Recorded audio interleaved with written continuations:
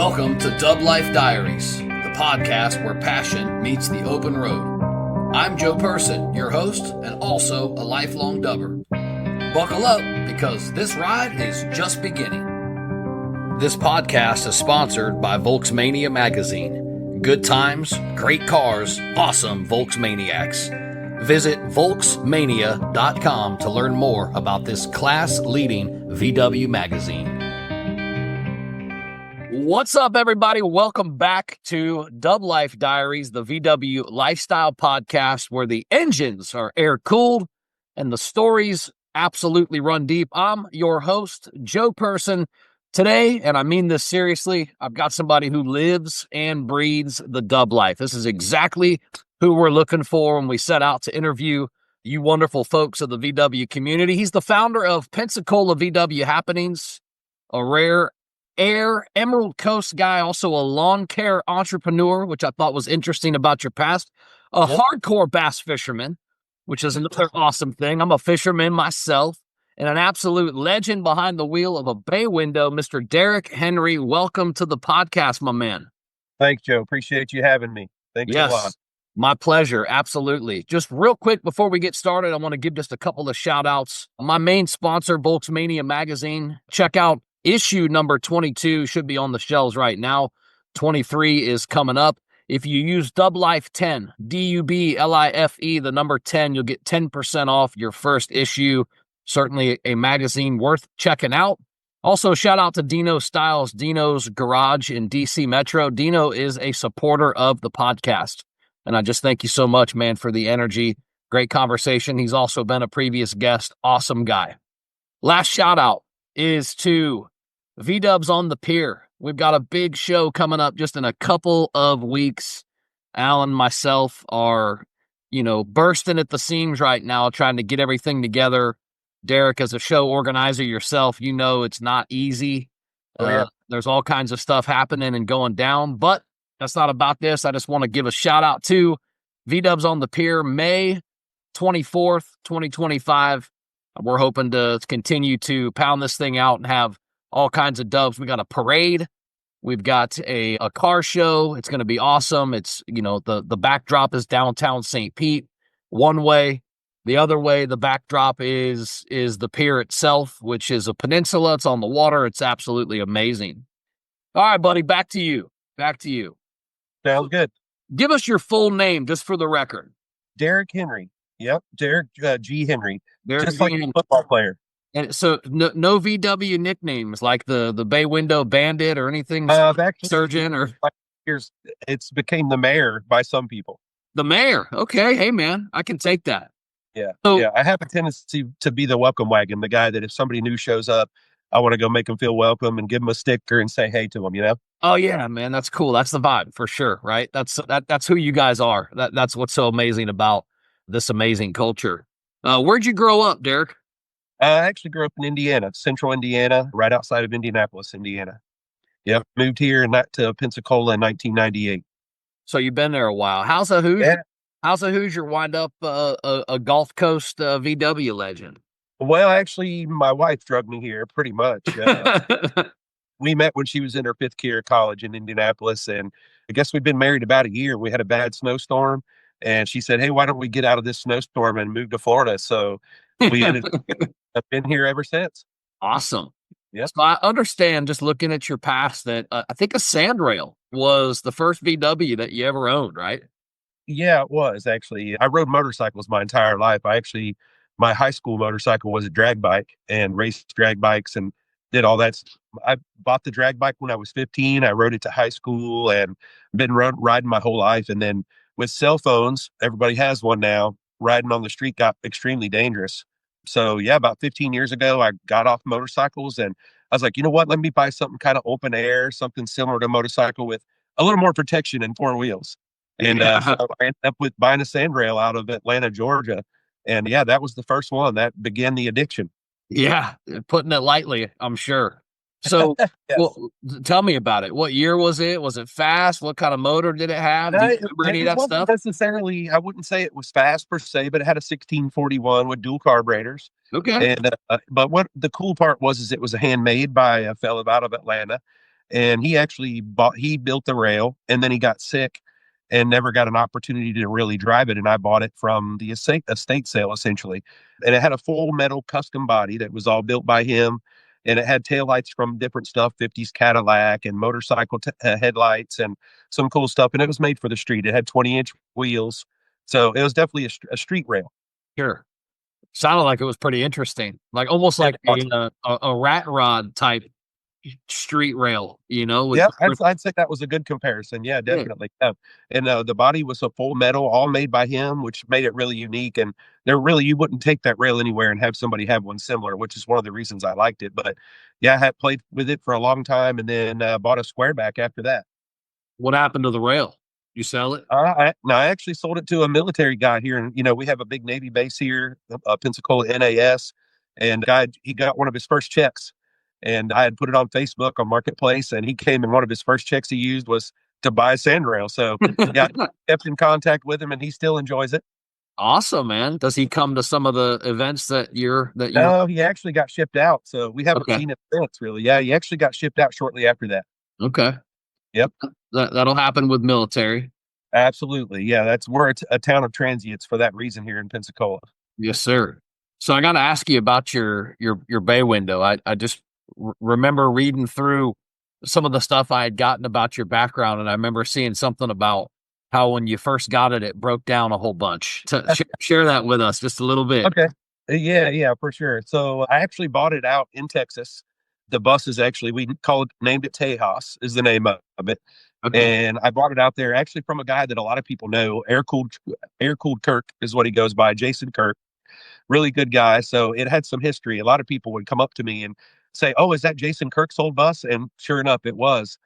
But I owned it. I brought it back to Pensacola, and it broke down 5 times within a week. And Five right here, times. 5 times, like most of the time right by the house, and I actually had a couple of my wife's friends text her and say, "Oh, I saw your husband broke down on 9 Mile Road in that old bus that he bought."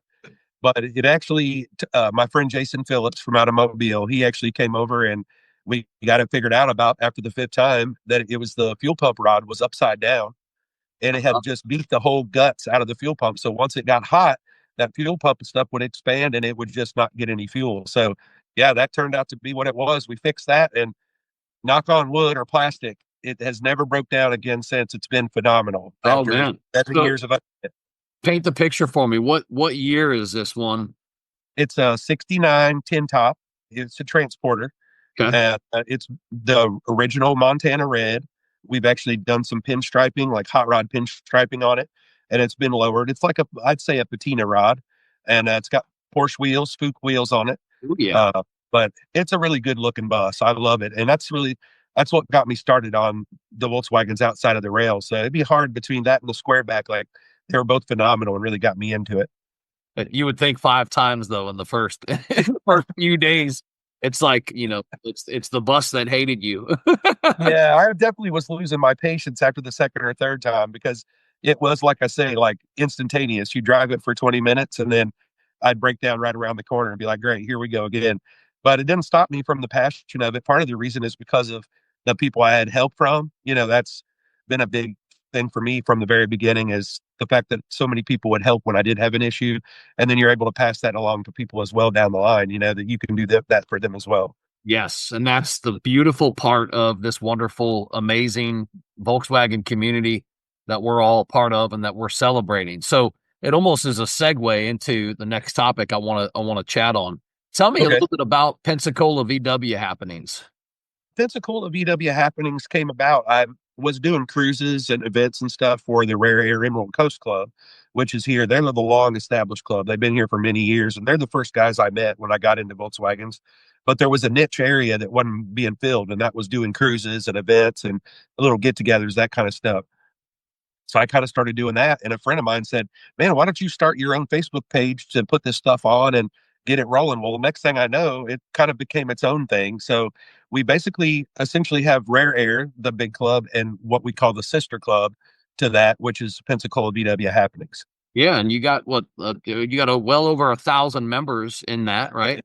Yeah, we're close to probably about 1,500. And when we do cruises and events, like we do Lost Pizza here in town, we do a few other things like that. And then our two big ones every year is we do the Pensacola Beach Cruise, and then we do our Christmas cruise. The two big ones, we get 50 plus cars for those cruises, which is a lot for this small of an area, I would think, compared to a big city, you know? I love that. I love that when we under expect, you know, Yeah, and then 50, 60, 70, or even 100 cars show up. It's such a absolutely. such a wonderful thing. Alan and I did that last year with the Skyway ride when we brought it back.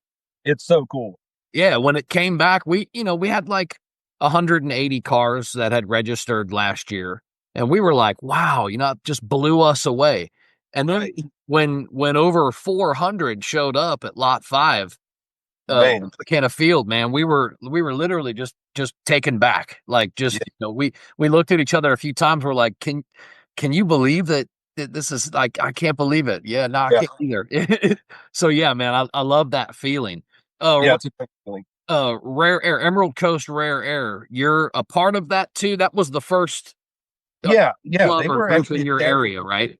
Yeah, they were established in the late '80s, so they've been around a long time. And yeah, I'm actually a member of them, and I attend pretty much everything with them as well. They established one of the things to me that's very unique is they do a tech session once a month, and Oh, they hold it at cool. someone's house with lifts, all the specialty tools you need, a tire changer. I mean, the whole 9 yards. And we show people how to work on their cars and mentor people. And if people need a hand with it, then they have somebody to actually help them. So, you know, to me, that's a big way to keep the hobby alive, which I give them all the credit in the world for that. And so, yeah, that's their main thing. And then anytime they need me for anything extra, then I help them out. So, yeah, it's a good relationship between them and what I do. I don't even really consider what I do a club. It's more like a cruise group or just a bunch of homies that like to hang out and, Yeah. have a good time together. So it's a great relationship for both sides. Yeah, that tech idea, what a great idea. There's I a know. lot of folks in this, and I'll even say me, for example. I'm not the best mechanic. Now, hang on, it's not because I don't want to or because I can't learn. Dude, I got a really bad back. And my Oh, got you. Yeah, Yeah, yeah. my back's so bad that I can't get down on the ground and that type of stuff. I've had 2 back surgeries. It's an ongoing thing, and the older I get, the worse my degenerative disc disease gets, and just, I come up with all these excuses, but here's the truth. I can't do a lot of the stuff getting down, especially when they're lowered, and I can't get down there. And, so when there's a lift and just all of these extra things, it's like, man, it's so nice. And then when somebody can give that mechanical knowledge, and Definitely. it's like spreading the wealth. What a fantastic approach and idea. I should talk to some of them guys at some point. That'd be awesome.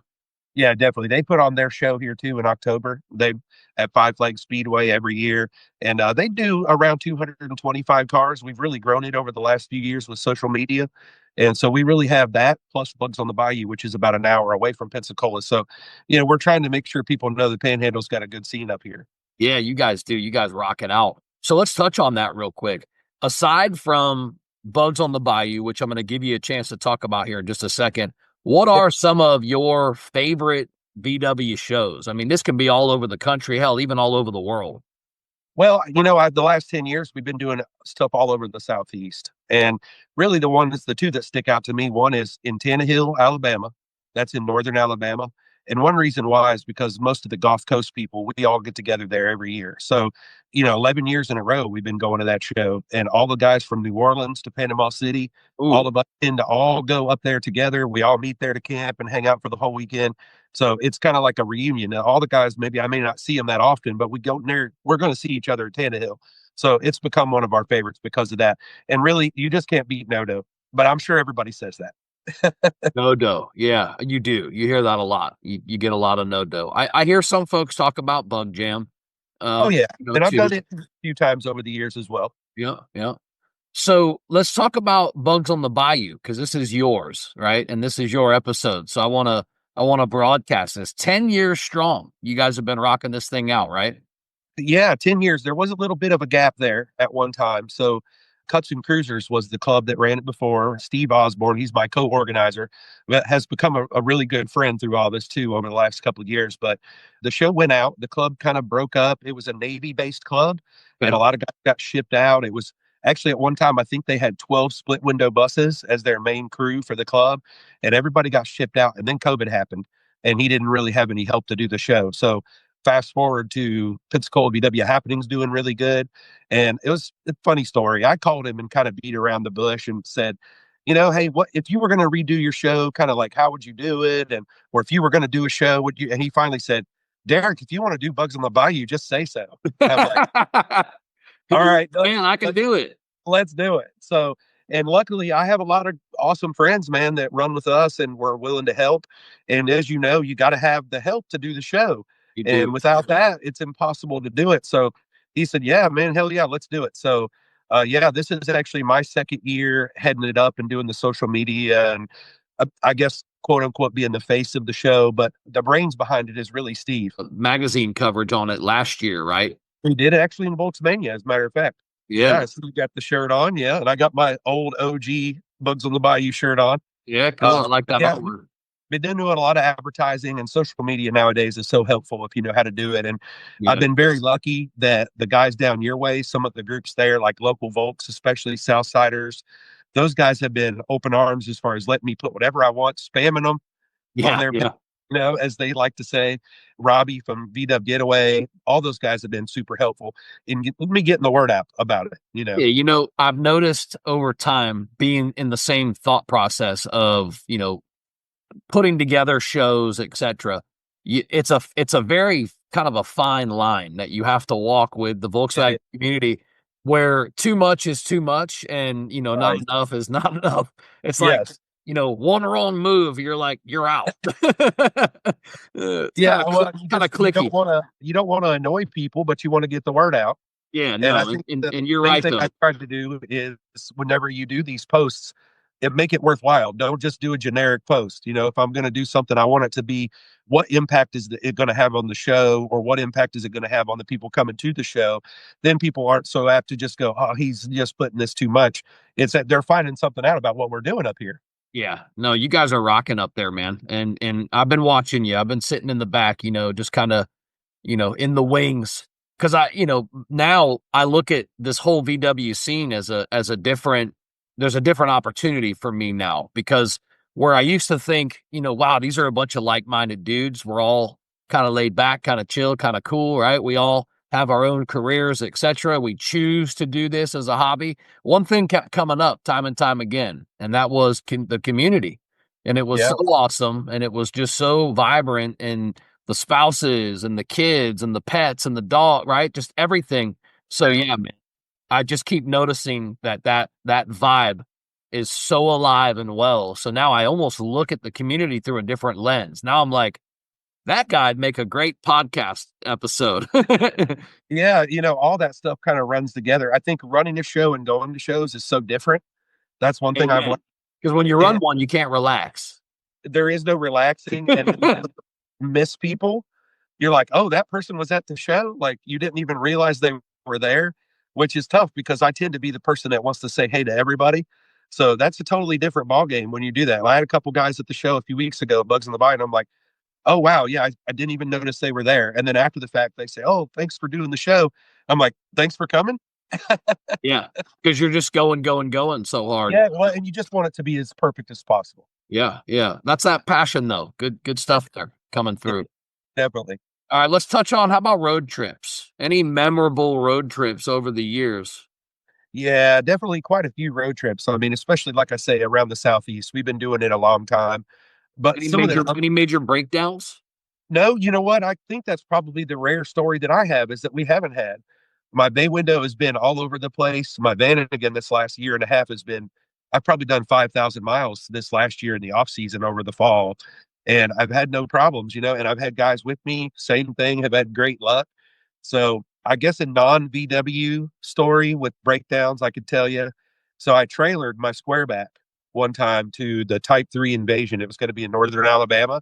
The only problem is I had 3 blowouts on my trailer on the trip. I would fix a tire and then another tire would blow out. and then I would fix another tire and another tire would blow out. So I ended up making it all the way to Alabama after 3 blowouts. That was the worst trip I've ever had. We were just kind of touching on, the impact that it has on you individually, where you're in show mode when you're there, when you're trying to enjoy one, when you're not. What type of impact has it had on your family over time? Actually, I'm very lucky. My wife loves it. She's actually become a big part of it. A couple of my best friends in the area in the clubs and stuff turned out their wives, and my wife got close. She works my show. She's essentially the person that works the swag booth for the shirts and hats and all that stuff. And so, yeah, she's taken to it as much as me. And she's a lot like me. The people was really the reason why. She's not anti-car, but I wouldn't say she's a car person. But I've been in all kinds of different cars before I got into Volkswagens and motorcycles, and she never really was that into it. And now with the Volkswagens, she just absolutely fell in love with it. So she even drives my van again to work sometimes now. Nice. You know, My wife too. She got bit by the bug. Nope. yeah, No pun intended. I've been an air cooled VW guy since high school. My first one, was a 72, just standard Beetle, but it was an auto stick. So, I've had a lot of experience, a lot of Beetles over the years. yeah. Recently, as my teens have gotten, turned into teens, and dad was allowed to have hobbies and stuff again, they weren't so young. We started picking up dubbing again, and Awesome. my wife has kind of followed along. Well, she finally, started falling in love with the Carmen Gia. Yeah. And, she's like, I'd love to have one. My thing is, I would never drive one. I'm like, whoa, well, why not? She's like, because it's a stick shift. I don't really do the stick shift thing. I can. I don't choose to. I don't want to. I'm like, man, there's nothing better than rolling through the 4 She says, yeah, it's just me. So I start thinking, because I know that late 60s, early 70s had an auto clutch in the Carmen Gia. Yeah. So I said to myself, what if I could find her a nice, redone, or at least just maybe an old gem, a low mileage, beautiful Carmen Gia with an auto clutch. So I started looking. About 5 months into looking, I found one. I found a 71 with 46,000 original miles from the original owner. And we bought it. I went up to Pennsylvania, and it was amazing. It is an amazing car. Let's touch on the VWs again. If money wasn't an issue, what would the absolute dream ride be for you? Honestly, it would be an SP2. An SP2. Yeah, I've been obsessed with those since the day I saw one. I threatened all the time that someday I'm going to sell all the stuff I have now, and that'll be the last one, and I'll ride into the sunset, get buried in it, or something. Do you have a dream road trip that you think about?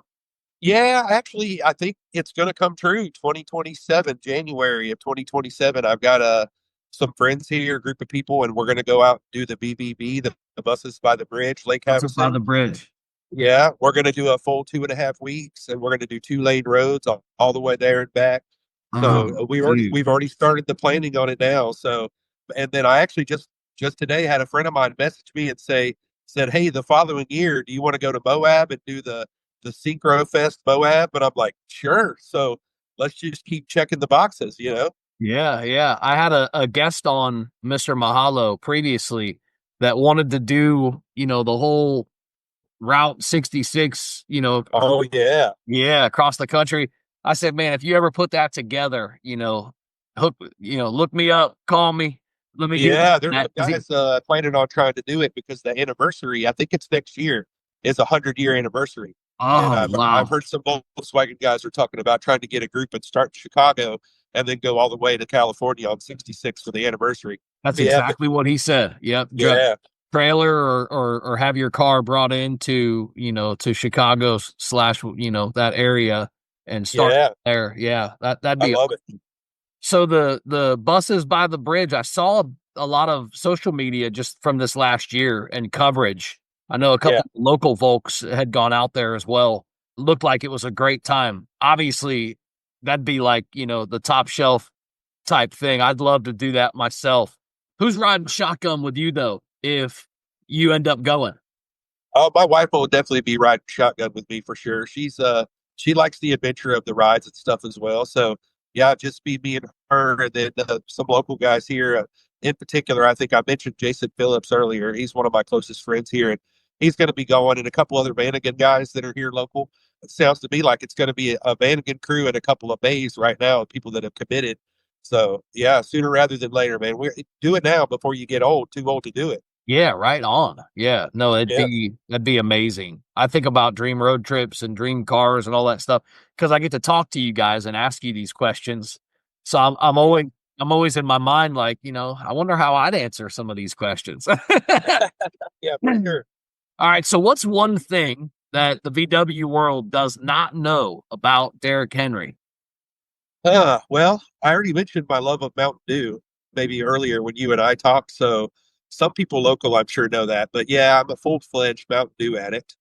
And probably the other thing is that I'm a hoops head. I was raised in Indiana, which is the basketball capital of the world. You got two religions there. You got basketball and Baptist, and it's in that order. Probably Yeah. throw Bobby. Yeah, you could probably throw Bobby Knight in there too as a third one. So I'm a big hoops guy. I watch a lot of hoops, and I still play on from time to time. I actually played 5 days a week until I was about 35. So that tells you how big of a part of my life it has always been. So you're in this cubby down in the South. I'm a little bit south of you, but I spent 5 years of my professional career at an HVAC company in Central Alabama.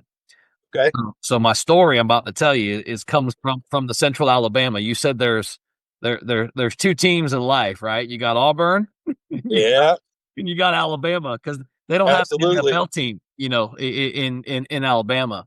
So it's about 2015, and I had flown out for some training, and I was connecting back in Atlanta to fly back into Montgomery, Okay. Alabama. And on my connecting flight, I noticed there was one that left back to Montgomery about 3 hours from now, instead of the one that I was going to catch, which was like 6 or 7 hours from now. Okay. So I go up to the desk and I ask the young lady that's there, right? I'm like, hey, I told her all about. I've been gone all week. It's my kids. I'm trying to get home, and she's got like this face, this persona she's putting on. Here's what she tells me. You ready? She goes, I don't know. I might be able to get you on that earlier flight, but I got a question for you. Auburn or Alabama? And Oh, yeah. yeah, I'm like, shit. Here it is, dang it. Because I was like kind of fresh there still. I didn't choose a side yet. I never chose a side, by the way, while I was there because I'm from Florida. So I always Yeah. used to say, hey, to Florida Gators, whatever. But because she said Auburn first, I was like, maybe, I'm trying to do my whole, brain thing. I'm like, maybe because she said that first, she was thinking about them first. That's her team. I'm locked in. I'm choosing that answer. I said Auburn. She goes, wrong answer. The flight's and dude, I'm not kidding. I didn't get on that plane. They take it serious. I was just gonna say, I learned that day that they take that more serious than most things across that entire state. So Absolutely. I totally understand what Yeah. you're And saying. I'm actually a big Notre Dame fan too, football. So living down here, I'm hated by both sides. So talk to me a little bit about being a diehard fisherman. I know we graced that in your intro. Oh, yeah. I know that's something else that's might be something that the whole VW community doesn't know, but maybe they do. Yeah, a couple locals here, especially they do. Actually, one of my good friends here, Jeff Taylor, he was actually the vice president of Rare Air, Emerald Coast, for quite a while here. Him and I fish all the time together. But yeah, I started as a kid. My dad was the guy that like had poles in his truck on the way home and stopped just about every day to fish. And there was actually a time in my life where I didn't like it because of that. My old man kind of burned me out on it, I guess you'd say. And I'm like, I'm not into that. So yeah, about maybe 6 years ago, kind of funny story, I guess. I had a friend of mine say, there's a pond at that place you're going camping. You really should grab a pole, and there's some bass in there. You'll probably catch one. I said, what the heck? I'll spend the money on a Zebco. Well, I caught 3 bass that weekend, and I was literally shopping for a boat the next week. Like that's all it took, like to get me hooked again. So yeah, we try to go as much as possible. We do a lot of pond hopping here in town in the city, which I think is something unique. A lot of people are going to bigger reservoirs and stuff, but we do like even drainage ditches and holding ponds. And if it's been there 20 years, it'll have fish in it, and you'll be amazed. You can catch some big fish out of those places. So, anytime I get a chance to do that, and then the off season, we talked about my lawn care is what I do for a living. Lawn care season for me is basically up until November, and then I take off November until February. So that means fishing in Volkswagens all off season. So, but yeah, it's a lot of fun. That's really my favorite hobby besides Volkswagens. I love to catch a bass. It's nothing better. Like you're always looking for that personal best. How big can be the next one be? Even if you catch one, it gets you ready and excited about the next time. You ever sat on the side of a lake and tried to pitch a jig from the bus? No, but that sounds like something I need to try to do. Maybe I should do that. Hey, that's an idea. That's an idea. Well, I think I might be one of the only ones that every year at a no show, Yeah. I'm out there at 5:30 in the morning every year at that lake fishing. I caught 5 last year or year Nice. before last. And now some of the guys from some of the groups are always like, "Oh, we could find Derek this morning because he's over there fishing somewhere."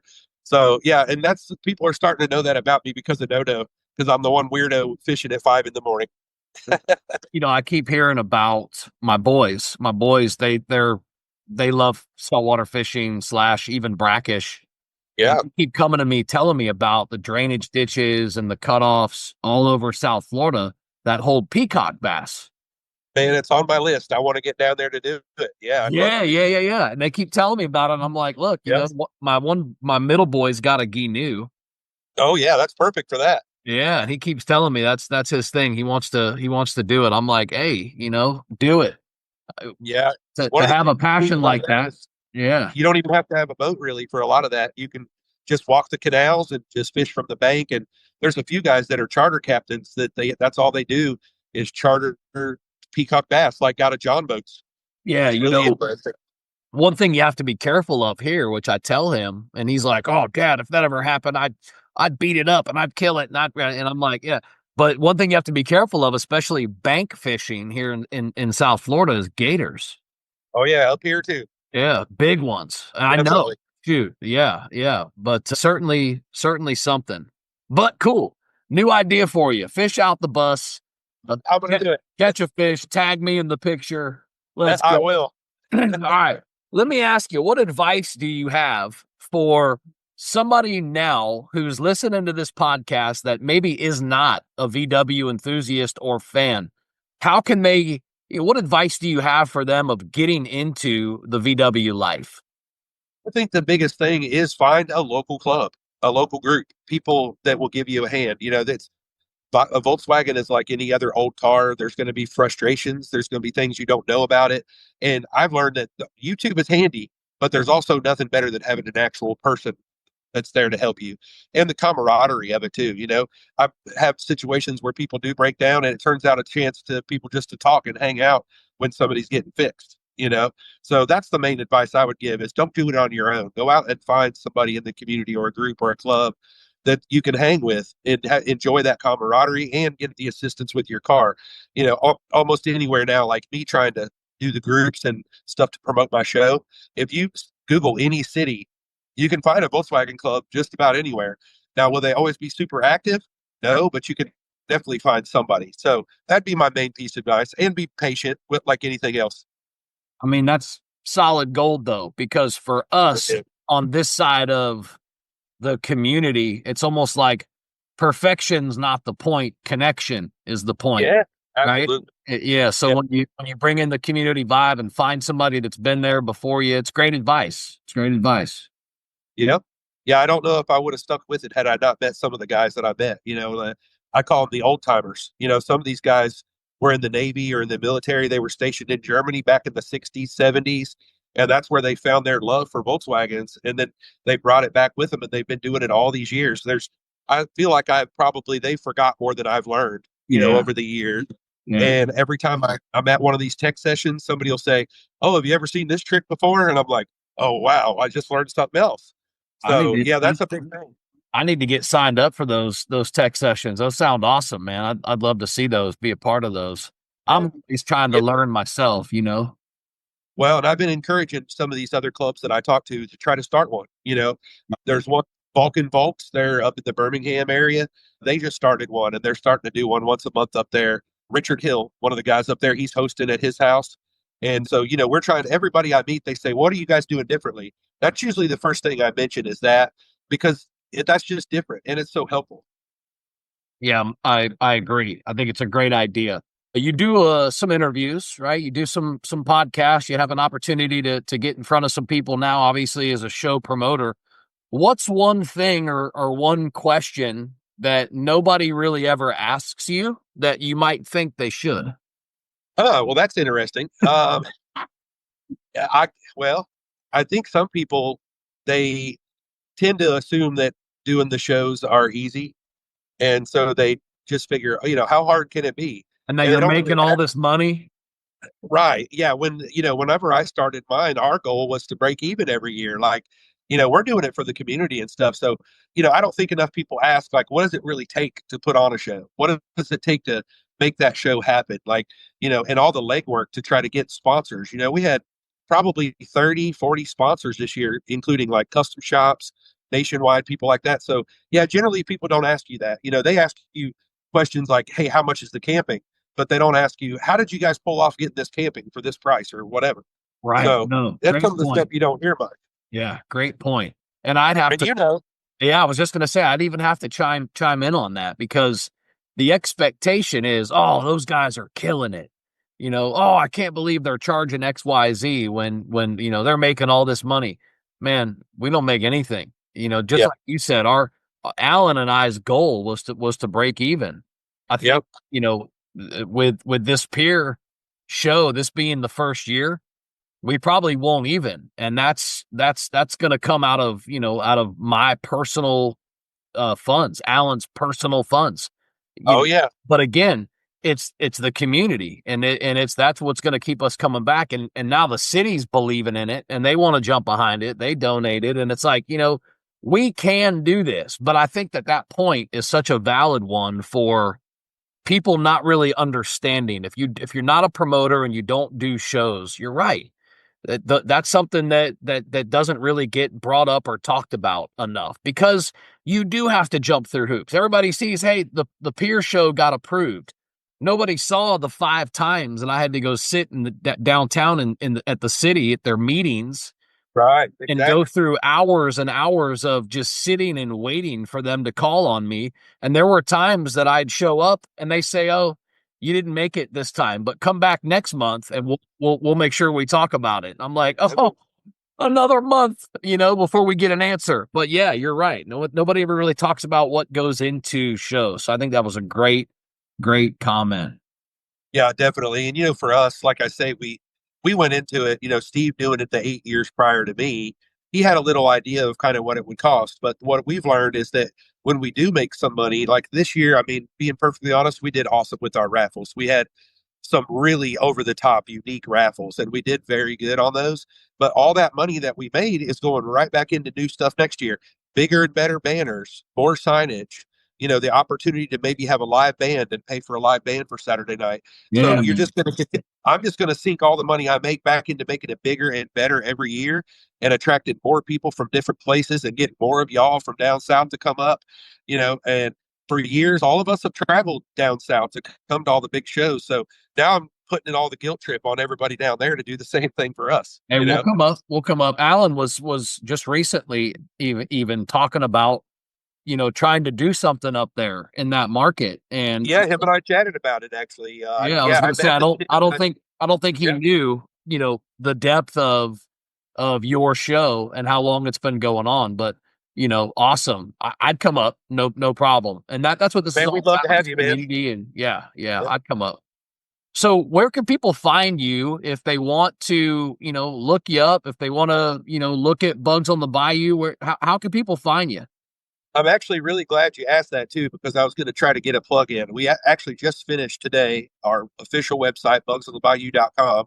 So now we got a centrally located place. We've generally always used Facebook. Within the next 2 weeks or so, we'll have our Facebook event page up, which we did nearly 1,000 people interested or going this year on that page, which I was really proud of.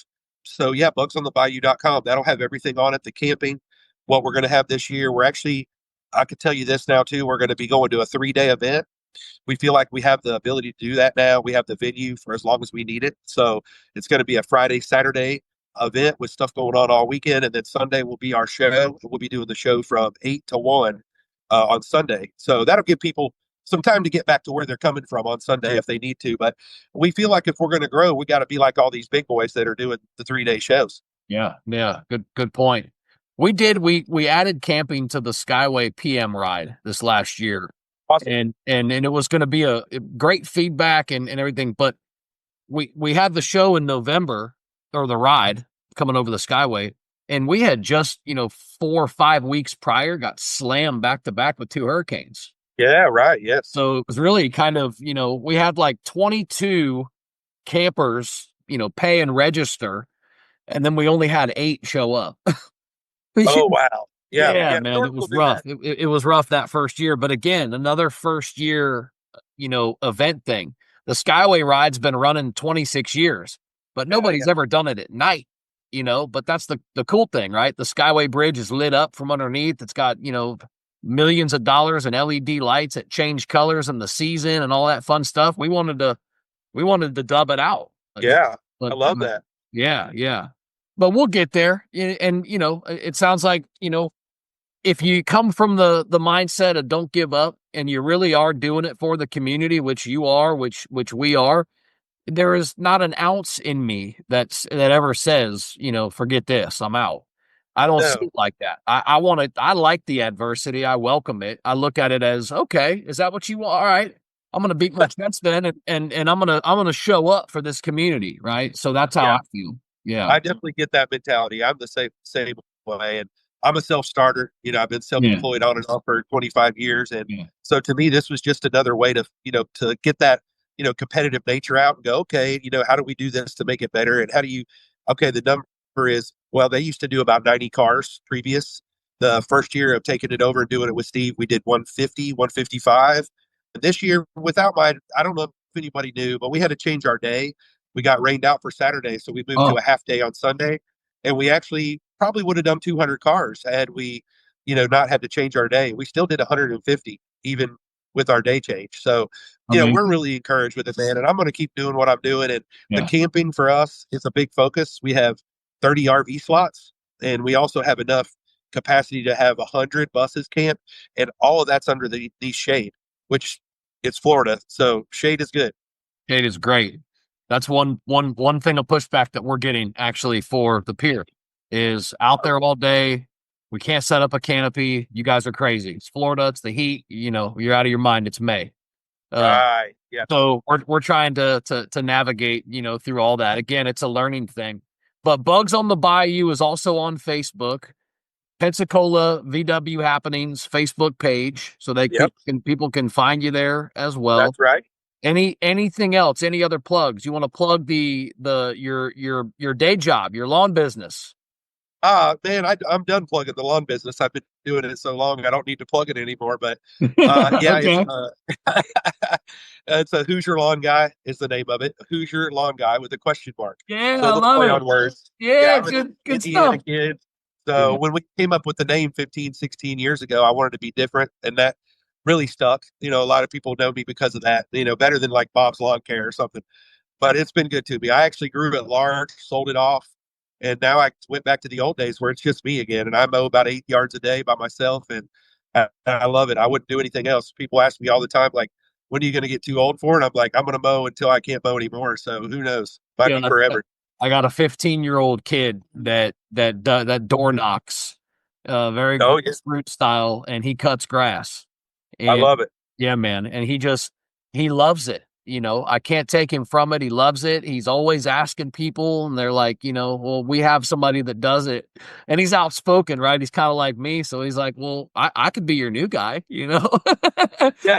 But yeah, man. Well, he's going to learn something, though, with the lawn business. This is true, and he'll learn this too. Almost everybody that you get as a customer had another lawn guy before that they didn't end up liking their service. Yeah. And that's just the truth, It is. And so as long as you do a good job and you do old-fashioned customer service, like answer your phone on time, show up on time, all that kind of stuff, you'll have more work than you need. I turn away more now than I take. So Sure. yeah, it's That's definitely good. And I'm glad great problem to have. Yeah, it definitely is. Yeah, it's been good. And also self-employment, like for him in the future, it gives you time to do things like plan car shows and have fun and Yeah, go fishing, yeah. do all that stuff. If you're working for the man, you don't get to do as much of that. Uh, Yeah. amen.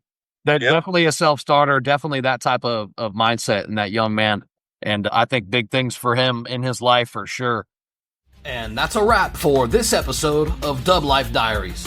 Thanks for riding along with us and diving into these incredible stories of the people in the dubs that drive their dreams. If you love today's episode, don't forget to subscribe or hit that follow button so you never miss an adventure. Do you have a story to tell or know somebody else who's living the dub life? Awesome! Reach out to us. You can find us on all socials at Dub Life Diaries or shoot me an email. I'm not hard to find. dublifediaries@gmail.com. Until next time, keep the engines humming and the wheels turning, and always follow the road that inspires you. This is Joe Person. I'm signing off. I'll catch you on the next ride.